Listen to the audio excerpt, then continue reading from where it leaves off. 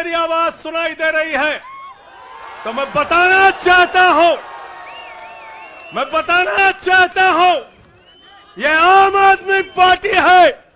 हम आंदोलन की कोख से पैदा हुए हैं। तुम्हारे किसी बंदर घुड़की से डरने वाले नहीं हैं। तुम्हारे किसी बंदर घुड़की को डरने वाले नहीं हैं। तुम हमारी पार्टी को बर्बाद करना चाहते हो। अरविंद केजरीवाल को तुमने जेल में भेज दिया। मनीष सिसोदिया को तुमने जेल में भेज दिया। सत्येंद्र जैन को तुमने जेल में भेज दिया। उनका गुनाह क्या है? उनका गुनाह यह है कि वो दिल्ली की 2 करोड़ जनता को अच्छी शिक्षा देना चाहते हैं। उनका गुनाह यह है कि वो दिल्ली के बुजुर्गों को तीर्थ यात्रा कराना चाहते हैं। उनका गुनाह यह है कि वो मुफ्त में पानी देना चाहते हैं। हमारी माताओं बहनों को आर्थिक संकट में अपने पति का चेहरा ना देखना पड़े, इसलिए 1000 रुपए की आर्थिक सहायता देना चाहते हैं। उनका गुनाह यह है कि हमारी माताएं बहनें जब मजदूरी करती हैं, उनके पास बस का किराया नहीं होता। एक ऑटो वाले की बेटी जो कॉलेज जाती है, उसके पास बस का किराया नहीं होता। उनका गुनाह यह है कि अरविंद केजरीवाल कहते हैं हमारी बेटियों को, हमारी माताओं को बस की यात्रा के लिए 1 रुपए नहीं देना। हमारे सभी सुख दुख के साथी, संघर्षों के साथी और हमारा एक एक कार्यकर्ता जो भारतीय जनता पार्टी की तानाशाही का जमकर मुकाबला कर रहा है, उसको सबको हृदय की गहराइयों से बधाई देना चाहता हूं और नमन करना चाहता हूं। और इस आम आदमी पार्टी के कार्यालय से इसके तानाशाह को अगर मेरी आवाज सुनाई दे रही है तो मैं बताना चाहता हूं यह आम आदमी पार्टी है। हम आंदोलन की कोख से पैदा हुए हैं। तुम्हारे किसी बंदर घुड़की से डरने वाले नहीं हैं। तुम्हारे किसी बंदर घुड़की को डरने वाले नहीं हैं। तुम हमारी पार्टी को बर्बाद करना चाहते हो। अरविंद केजरीवाल को तुमने जेल में भेज दिया। मनीष सिसोदिया को तुमने जेल में भेज दिया। सत्येंद्र जैन को तुमने जेल में भेज दिया। उनका गुनाह क्या है? उनका गुनाह यह है कि वो दिल्ली की 2 करोड़ जनता को अच्छी शिक्षा देना चाहते हैं। उनका गुनाह यह है कि वो दिल्ली के बुजुर्गों को तीर्थ यात्रा कराना चाहते हैं। उनका गुनाह यह है कि वो मुफ्त में पानी देना चाहते हैं। हमारी माताओं बहनों को आर्थिक संकट में अपने पति का चेहरा ना देखना पड़े, इसलिए 1000 रुपए की आर्थिक सहायता देना चाहते हैं। उनका गुनाह यह है कि हमारी माताएं बहनें जब मजदूरी करती हैं, उनके पास बस का किराया नहीं होता। एक ऑटो वाले की बेटी जो कॉलेज जाती है, उसके पास बस का किराया नहीं होता। उनका गुनाह यह है कि अरविंद केजरीवाल कहते हैं हमारी बेटियों को, हमारी माताओं को बस की यात्रा के लिए 1 रुपए नहीं देना पड़ेगा।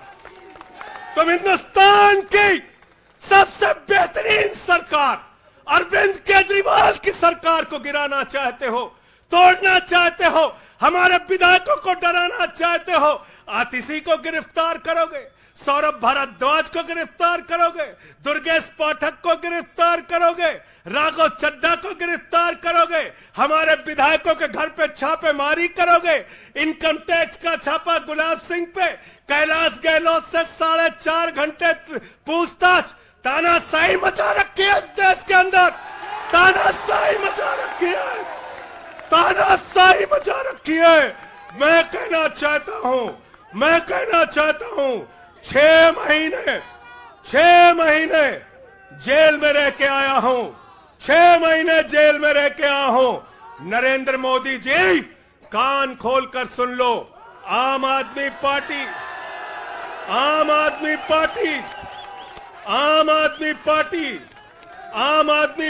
का एक एक कार्यकर्ता, आम आदमी पार्टी का एक एक नेता, आम आदमी पार्टी का एक एक मंत्री और विधायक अपने नेता अरविंद केजरीवाल के साथ खड़ा है। अरविंद केजरीवाल के साथ खड़ा है। दिल्ली के मुख्यमंत्री के साथ खड़ा है।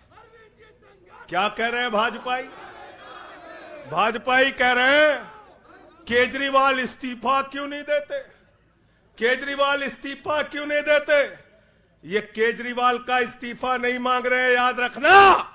ये कह रहे हैं केजरीवाल 2 करोड़ जनता का पानी क्यों नहीं बंद करते, केजरीवाल मुफ्त बिजली क्यों नहीं बंद करते, केजरीवाल मोहल्ला क्लिनिक क्यों नहीं बंद करते, केजरीवाल बस की यात्रा फ्री जो मिल रही है उसको क्यों नहीं बंद करते। अरे एक छोटी सी सरकार, दिल्ली की केजरीवाल की सरकार इतनी बेहतरीन सरकार है, इतनी बेहतरीन सरकार है कि उसके जवाब में गुजरात के अंदर स्कूल दिखाने के लिए मोदी जी को टेंट का स्कूल दिखाना पड़ा। याद है कि भूल गए? आतिशी जी याद है ना? याद है ना? याद है ना? आप एजुकेशन मिनिस्टर हैं, आपने देखा होगा। हमारे कार्यकर्ताओं ने कहा अच्छे स्कूल बनाएंगे, अच्छे स्कूल बनाएंगे। जहां पर मुख्यमंत्री थे नरेंद्र मोदी जी, उन्होंने कहा केजरीवाल के टक्कर का स्कूल हमको दिखाना है, तो उन्होंने कृत्रिम स्कूल तैयार किया, टेंट वाला स्कूल तैयार किया। हमने दिल्ली के अंदर टेंट वाले स्कूल की जगह एयर कंडीशन कमरों का स्कूल तैयार किया। और नरेंद्र मोदी ने 25 साल गुजरात में भाजपाइयों के शासन के बाद टेंट वाला स्कूल तैयार किया। इस्तीफा दे दो भाई। कल को भगवंत मान को गिरफ्तार कर लो, कह दोगे इस्तीफा दो। वो केरला के मुख्यमंत्री विजयन, उनकी बेटी पे जांच शुरू कर दी, कहेंगे विजयन जी इस्तीफा दो। ममता बनर्जी जी के भतीजे पे जांच शुरू कर दी, कहेंगे ममता बनर्जी जी इस्तीफा दे दो। तो इस देश के कानून में कहते हो मुख्यमंत्री और आम आदमी बराबर है, तो जरा मुझे बताइए, सोमनाथ भारती कानून के जानकार हैं, क्या प्रधानमंत्री को कानून में छूट है? कानून में छूट है क्या? छूट है क्या? अरे कल को एक मुकदमा मोहाली में लिखा जाएगा, 2 दरोगा वहां से आएगा। एक मुकदमा झारखंड में लिखा जाएगा, 3 दरोगा वहां से आएगा। एक मुकदमा तमिलनाडु में लिखा जाएगा, 5 दरोगा वहां से आएगा। और 5 मुकदमा बंगाल में हमारी ममता दीदी लिख लेंगी, तो 10 दरोगा वहां से आ जाएंगे, 10 दरोगा आ जाएंगे। और मोहाली और रोपड़ वाला दरोगा आएगा, कहेगा नरेंद्र मोदी जी घर पे हैं।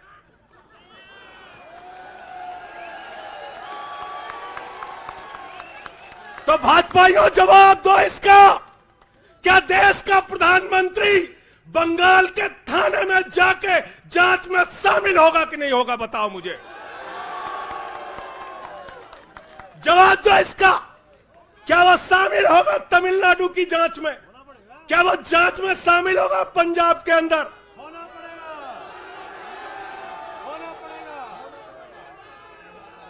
दरोगा, डीएसपी, एसपी इन्हीं विपक्ष के राज्यों से, रेवंत रेड्डी के राज्य से, सिद्धारमैया के राज्य से पहुंच गए गृह मंत्री अमित शाह के घर में। बोले अमित शाह है, उससे पूछताछ करनी है। कहेंगे हम तो गृह मंत्री है। बोलो गृह मंत्री तो सब समान है। इसलिए भाजपाइयों, ये नौटंकी हमारे साथ मत खेलो। तुम्हारी सारी चालबाजियों को हम लोग समझते हैं। अरविंद केजरीवाल बिल्कुल इस्तीफा नहीं देंगे और दिल्ली की 2 करोड़ जनता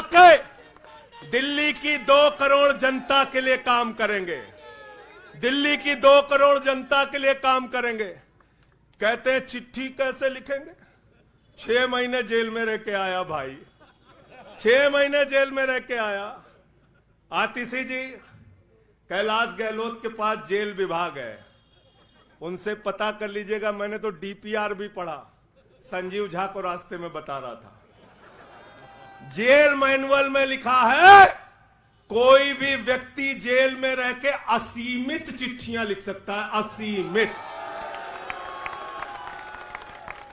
पढ़ लेना। पता नहीं हमारे मीडिया वाले क्यों नहीं पढ़ पाते।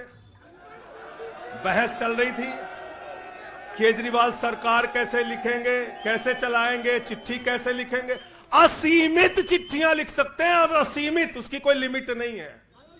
और अगर कोई सरकारी चिट्ठी लिखनी है तो कोर्ट से परमिशन, और अगर और सरकारी चिट्ठी को, 1 मिनट सुन लो बात, और कोई सरकारी चिट्ठी लिखनी है तो जेल सुपरिंटेंडेंट उस चिट्ठी पे मोहर लगाकर उसको अटेस्ट कर देता है, अटेस्ट कर देता है। पढ़ लेना, सारे कानून तो तुम लोग जेल भेज भेज के पढ़वा दे रहे हो हम लोगों को, सारे कानून पढ़वा दे रहे हो, सारे कानून पढ़वा दे रहे हो। मैं एक ही बात कहना चाहता हूं, इनका जवाब देने का वक्त आ गया है। बहुत बढ़िया। मोदी जी क्या कहते हैं? मोदी जी कहते हैं भ्रष्टाचारियों को छोड़ूंगा नहीं, भ्रष्टाचारियों को छोड़ूंगा नहीं, भ्रष्टाचारियों को छोड़ूंगा नहीं। पूरब से लेकर पश्चिम तक, उत्तर से लेकर दक्षिण तक जितने भ्रष्टाचारी हैं सबको भाजपा में शामिल करूंगा। गलत तो नहीं कह रहा भाई? गलत तो नहीं कह रहा? रात में 10 बजे किस जज्बे के साथ हमारा कार्यकर्ता ललकार रहा, देखो मोदी जी, देखो आके, देखो ये आम आदमी पार्टी के कार्यकर्ता है, देखो देखो ललकार रहा है। ये तुम्हारे बंदर गुड़की से डरेगा? ये तुम्हारी बंदर गुड़की से डरने वाला है? भाजपाइयों की बंदर गुड़की से एक कार्यकर्ता हमारा डरने वाला है? लाठी चलाओगे ना, लाठी चलाओगे, तुम्हारे पास जितनी मजबूत लाठी है उससे मजबूत हमारे कंधे हैं, उससे मजबूत हमारे सीने हैं, उससे मजबूत आम आदमी पार्टी का एक एक कार्यकर्ता का जज्बा है। लाठी चलाओगे। कहते हैं भ्रष्टाचारियों को नहीं छोड़ूंगा, एक एक भ्रष्टाचारी को शामिल करूंगा।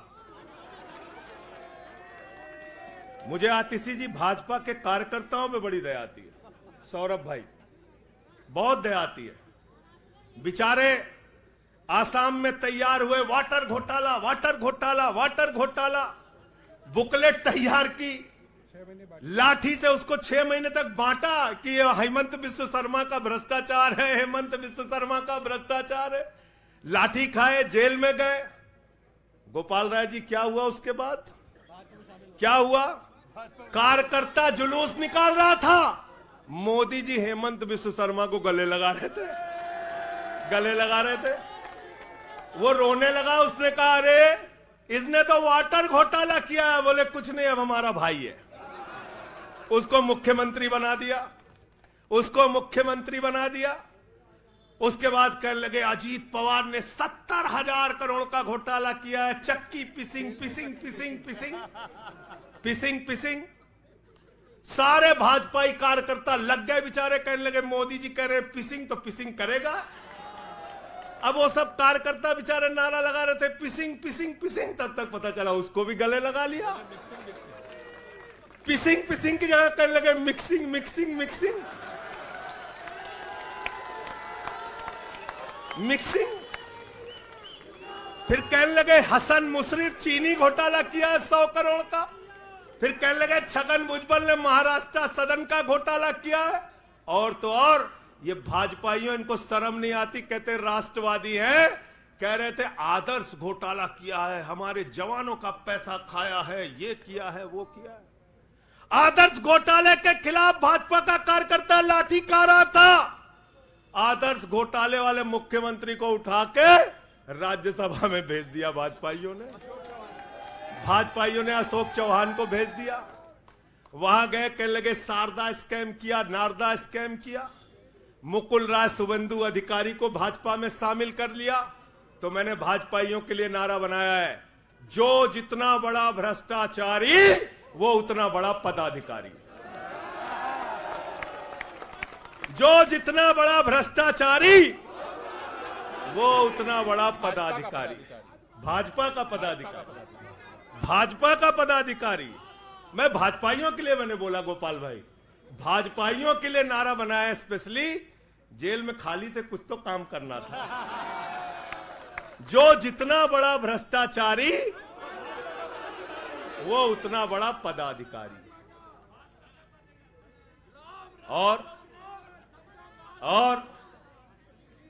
भाजपाई जब भ्रष्टाचार के खिलाफ बोलते हैं तो ऐसा लगता है ओसामा बिन लादेन अहिंसा पे उपदेश दे रहा है। सूप बोले तो बोले, चलनियों बोले जगह 72 छेद। भाजपाई भ्रष्टाचार के खिलाफ बोलेंगे, भाजपाई केजरीवाल के खिलाफ बोलेंगे, भाजपाई बोलेंगे जिस आदमी ने आईआरएस की नौकरी को लात मार के भारत की जनता की सेवा करने का संकल्प लिया, जिस आदमी ने 13 दिन तक भ्रष्टाचार के खिलाफ आंदोलन चलाया, 15 दिन तक का अनशन रखा, जिस आदमी ने पूरे देश को जगाने का काम किया, आम आदमी को ताकत देने का काम किया, आप उसके ईमानदारी के ऊपर सवाल उठाते हैं, कहते हैं भ्रष्टाचार के खिलाफ बोलोगे। भाजपाइयों तुम बोलोगे, तुम बोलोगे। भारतीय जनता पार्टी वो पार्टी है हिंदुस्तान की एकमात्र पार्टी, याद रख लेना, जिस पार्टी का राष्ट्रीय अध्यक्ष भारत माता के रक्षा सौदे में रिश्वत खाते हुए रंगे हाथों पकड़ा गया। कौन पकड़ा गया था? पंकज भाई, कौन पकड़ा गया था? बंगारू लक्ष्मण। बंगारू लक्ष्मण वो कौन था? भारतीय जनता पार्टी का राष्ट्रीय अध्यक्ष। कैमरे के सामने किस मामले में रिश्वत ले रहा था? रक्षा सौदे में। किसके रक्षा सौदे में? भारत माता के रक्षा सौदे में। इनके दफ्तर में फोटो लगा उसका। जिस पार्टी के राष्ट्रीय अध्यक्ष को पूरी दुनिया में भारत माता की रक्षा सौदे में दलाली खाते हुए देखा, वो पार्टी भ्रष्टाचार के खिलाफ बोलती है। तुम अरविंद केजरीवाल पे सवाल उठाते हो, भाजपाइयों तुम लोग उठाते हो सवाल। अरे इतना ही नहीं, बिल्कुल ठीक कहा सौरभ भाई ने, बंगारू लक्ष्मण को सिर्फ रिश्वत खाते दुनिया में नहीं देखा, बंगारू लक्ष्मण को रिश्वतखोरी के मामले में सजा हुई है। सजा सजा सजा सजा याफ्ता पार्टी के लोग हैं ये भारतीय जनता पार्टी के लोग, याद रखना। इसलिए भाजपाइयों का अगला नाम क्या है? बीजेपी नहीं, बंगारू जनता पार्टी। क्या नाम है इनका? बंगारू जनता पार्टी। बंगारू जनता पार्टी। और हम लोग, हमारे साथी, आप सबसे सिर्फ इतना कहना चाहता हूं, कल जब मैं हॉस्पिटल जा रहा था अपने ट्रीटमेंट के लिए ILBS, तो एम्बुलेंस में जो साथी हमारे साथ थे, दिल्ली पुलिस के जवान, उनसे मैं पता नहीं क्यों बातचीत में मेरे मुंह से एक शब्द निकला कि ईश्वर के घर में देर है अंधेर नहीं है। अरविंद केजरीवाल, मनीष सिसोदिया, सत्येंद्र जैन, ये सारे साथी पूरी ईमानदारी के साथ बाहर निकलेंगे और जेल के ताले टूटेंगे। लेकिन इन 181 दिनों में, इन 181-82 दिनों में मैं बड़ा परेशान हुआ, एक चीज सोच के, जेल के कष्ट से नहीं, याद रखना, जेल तो मैं भाजपाइयों से कहता हूं, जेल और ये लाठी, ये मुकदमे का डर, ये बंदर घुड़की किसी और को दिखाना, आम आदमी पार्टी वालों को नहीं। एक बात को लेकर परेशान हुआ, अरविंद केजरीवाल जी से पूछो, कहते कोई शराब घोटाला नहीं हुआ। मनीष सिसोदिया से पूछो, कहते कोई शराब घोटाला नहीं हुआ। मुझसे बार बार पूछा, मैंने कहा कोई शराब घोटाला नहीं हुआ। आतिशी जी से पूछा, इन्होंने कहा कोई शराब घोटाला नहीं हुआ। सौरभ ने प्रेस कॉन्फ्रेंस करके बार बार कहा शराब घोटाला नहीं हुआ। भाजपाई कहते थे शराब घोटाला हुआ है, हुआ है, हुआ है। अरविंद केजरीवाल ने इसलिए कहा क्योंकि उन्होंने शराब घोटाला नहीं किया। मनीष सिसोदिया ने इसलिए कहा कि उन्होंने शराब घोटाला नहीं किया। संजय सिंह ने इसलिए कहा, हमारे नेताओं ने इसलिए कहा कि हमने शराब घोटाला नहीं किया। भारतीय जनता पार्टी ने इसलिए कहा क्योंकि भाजपा ने शराब घोटाला किया। भारतीय जनता पार्टी सर से लेकर पांव तक शराब घोटाले में डूबी हुई है, याद रखना। 55 करोड़ रुपए की रिश्वत खुलेआम खाई है। किससे खाई है? किससे खाई है? शरद रेड्डी से, शराब के कारोबारी से। और उसके बारे में लिखा गया किंग पिन। तो भाजपाई पहुंचे, बोले रिश्वत देनी है। उसने कहा मैं तो किंग पिन हूं। तो उसने कहा 55 करोड़ का पिन गाड़ो, हम तुम्हें किंग बना देंगे। उसने 55 करोड़ का पिन गाड़ा।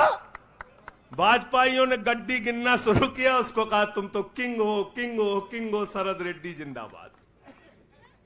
तो शराब घोटाला किया है। किसने किया है? किसने किया है? किसने किया है? किसने किया है? भाजपाइयों ने किया है। वक्त ज्यादा हो रहा है शायद ना। आप क्या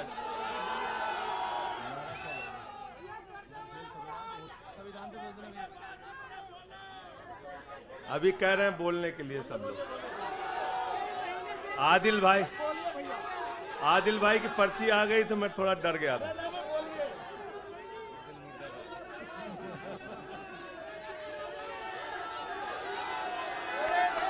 साथियों और दोस्तों, मैं सिर्फ एक ही बात कहना चाहता हूं। एक ही बात कहना चाहता हूं और मैं इसको दिल से मानता हूं, इसलिए कह नहीं रहा हूं सिर्फ। इस आम आदमी पार्टी को अपना परिवार मानते हैं हम लोग। ये हमारे लिए परिवार है, परिवार। और इसलिए जेल से छूटा तो अपने परिवार से मिलने बाद में गया। पहले अरविंद केजरीवाल जी के भाभी के पास गया मिलने के लिए। मनीष भाई के भी घर जाऊंगा और सत्येंद्र भाई के भी घर जाऊंगा। ये हमारा परिवार है। और अगर हमारे परिवार पर कोई संकट आएगा तो एक एक कार्यकर्ता सीना तान के अपने नेता के साथ खड़ा रहेगा। मैंने आज भाभी के आंखों में पहली बार आंसू देखा है और मैं आपसे कहना चाहता हूं, इन आंसुओं का बदला ईश्वर लेगा। इन आंसुओं का बदला दिल्ली की 2 करोड़ जनता लेगी। और मैं इस देश की जनता से और दिल्ली की जनता से हाथ जोड़ के अपील करना चाहता हूं, इन तानाशाहों से सावधान हो जाओ। ये किसी के लिए अच्छे नहीं हैं। ये आंख में आंसू दे सकते हैं, केजरीवाल आपके चेहरे पे मुस्कान और खुशी दे सकते हैं। केजरीवाल आपके बच्चों के भविष्य के लिए काम कर सकते हैं। केजरीवाल आपको मुफ्त शिक्षा, मुफ्त इलाज, बस की फ्री यात्रा, आपके सुख दुख में आपके साथ भाई की तरह, बेटे के साथ तरह खड़े हो सकते हैं। ये आपकी आंख में सिर्फ आंसू दे सकते हैं, याद रखना। और इसलिए हाथ जोड़कर अपील करना चाहता हूं कि अगर हम लोग मानते हैं, अगर हमारे दिल में पार्टी के लिए जरा सा भी जज्बा है और हम इसको अपना परिवार मानते हैं, तो आज हमारे परिवार का मुखिया जेल में है, अरविंद केजरीवाल। और हमको संकल्प लेना होगा कि जब तक केजरीवाल जी जेल में हैं, हम 10 गुना ज्यादा मेहनत करेंगे और जेल का जवाब वोट से देंगे। जेल का जवाब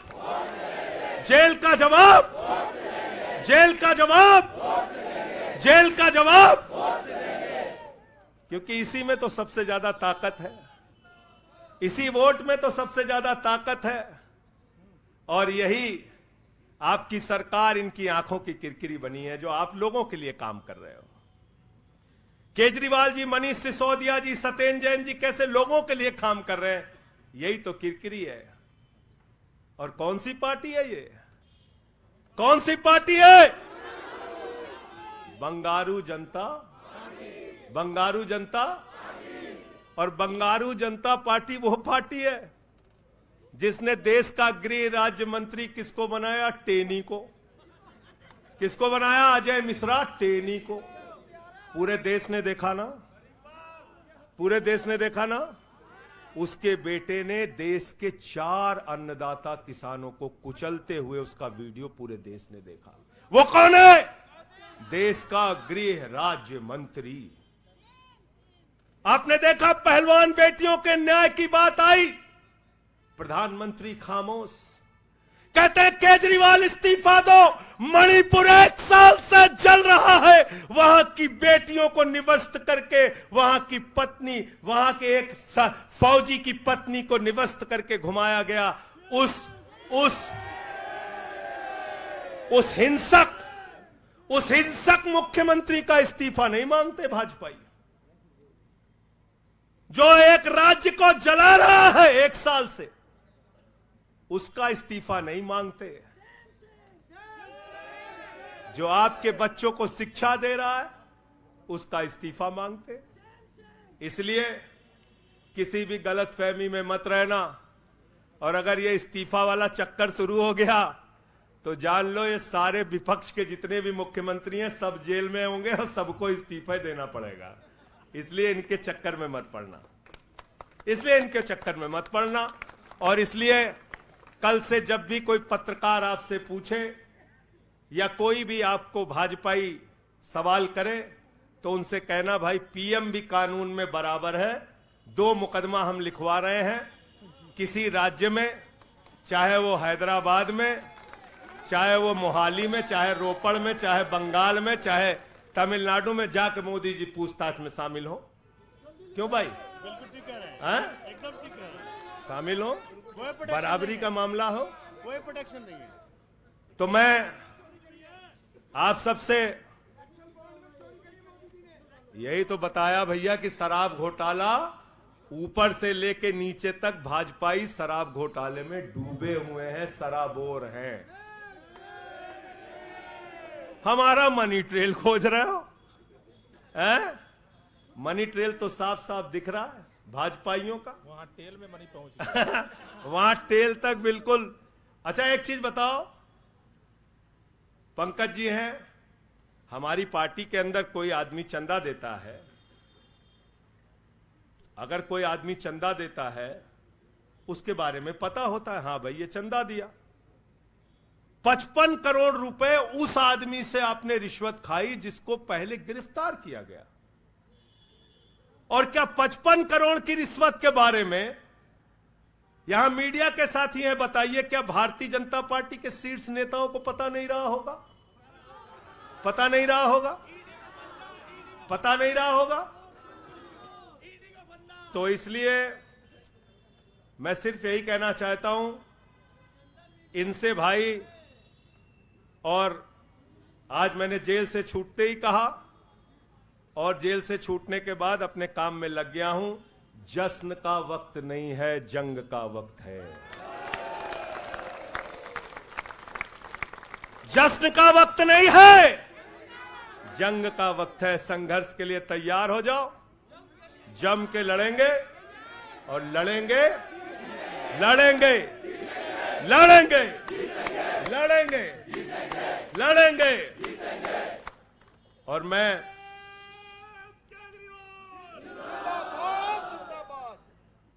मुझे अदालत से अपने केस के विषय में बोलने से मना किया गया है, लेकिन अरविंद केजरीवाल जी और मनीष सिसोदिया जी के केस में बोलने से कोई रोक नहीं है, कोई रोक नहीं है, कोई रोक नहीं है। सोमनाथ जी आप वकील हैं भाई, आतिशी जी बता दीजिएगा, गलत तो नहीं कह रहा हूं। दीपक भाई भी वकील हैं, मना नहीं किया है, आज बेल में बिल्कुल मना नहीं किया। नहीं किया है। तो मैं इस कोर्ट के इस आदेश का अक्षरशः पालन करूंगा। अपने केस से संबंधित कुछ नहीं बोलूंगा, लेकिन केजरीवाल और मनीष सिसोदिया और सत्येंद्र जैन और बोलना चाहिए, बोलूंगा, बोलो। अपने केस के बारे में नहीं बोलूंगा क्योंकि कोर्ट का आदेश है। सौरभ भाई कह रहे हैं बोलने भी नहीं देंगे, हम नहीं बोलेंगे। लेकिन केजरीवाल जी के और मनीष सिसोदिया जी के केस के बारे में बोलूंगा। और मैं सिर्फ इतना कहना चाहता हूं, हमारे नेता 100% ईमानदार हैं और उनको दबाने, डराने, झुकाने, लाठी चलाने, मुकदमे लिखने और जेल भेजने की कोशिशें बंद करो।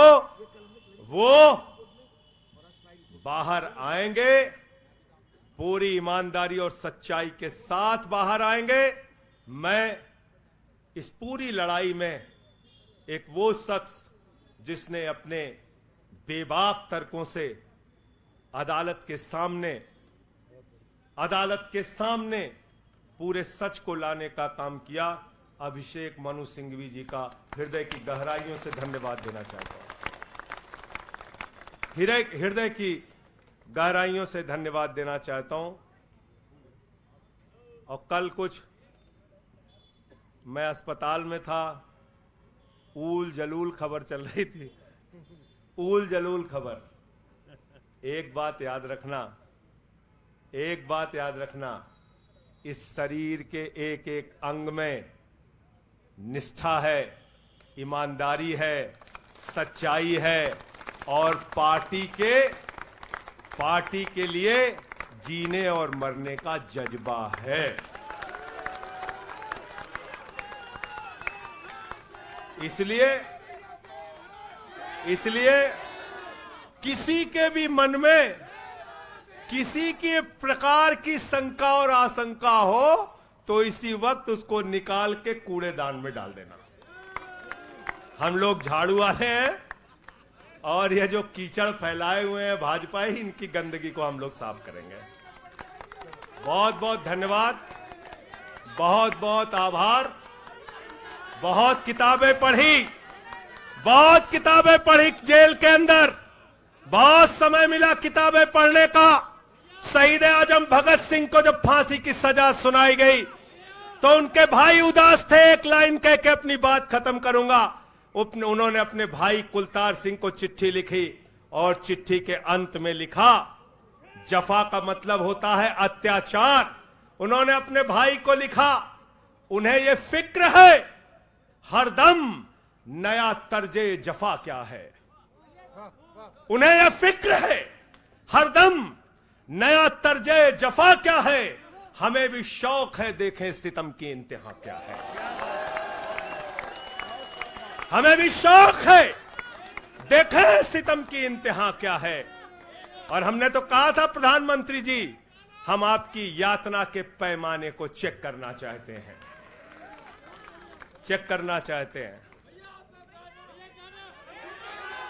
रुके न जो, झुके न जो, दबे न जो, मिटे न जो, हम वो इनकलाब हैं, जुल्म का जवाब है।